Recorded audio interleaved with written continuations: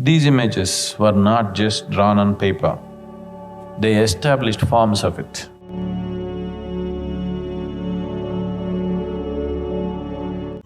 Once you begin to see everything the way it is, you are at peace.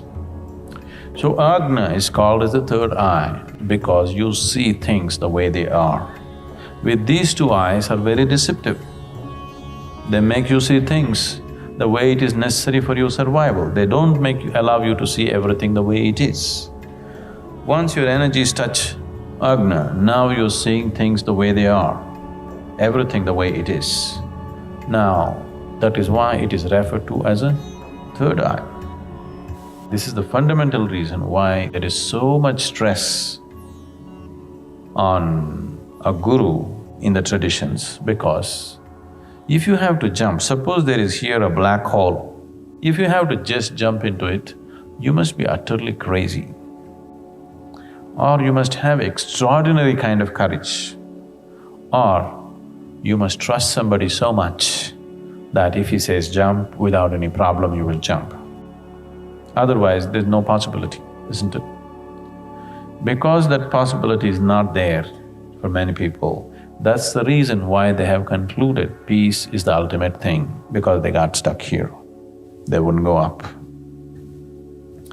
About seeing a form of an eye is simply because certain systems of practices made a whole imagery about it.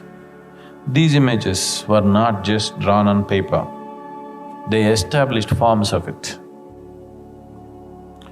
This is a whole science by itself. In India, this is called as the science of consecration.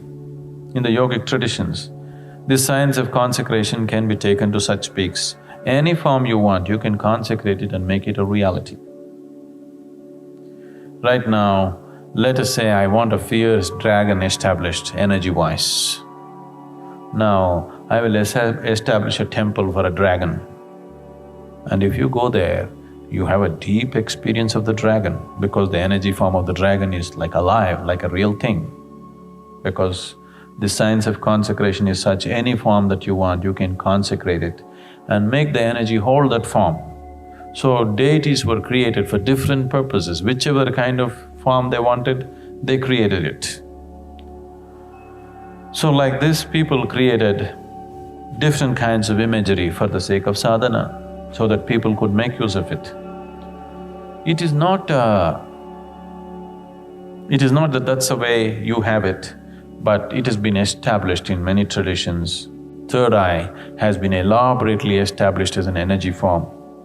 If you happen to come in touch with this somewhere, you may begin to see it.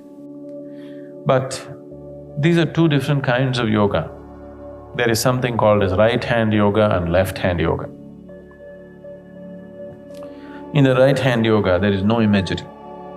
Right now, what we are offering to you is that, no imagery. We don't use any kind of imagination, because once you go on imagination, you must be in constant care of somebody who knows what is what, somebody who is capable of taking away the images when it is no more needed. Otherwise, you won't know where is reality and where is imagination. You will just fly off into imaginary states very easily.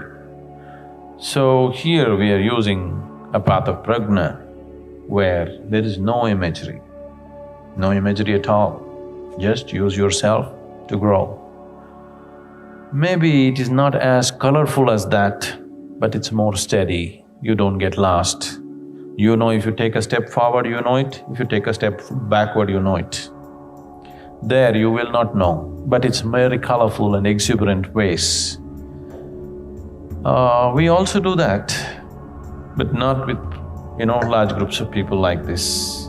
I also very much do those kind of things, but not with large groups of people, because people will fly off into imaginary states so easily.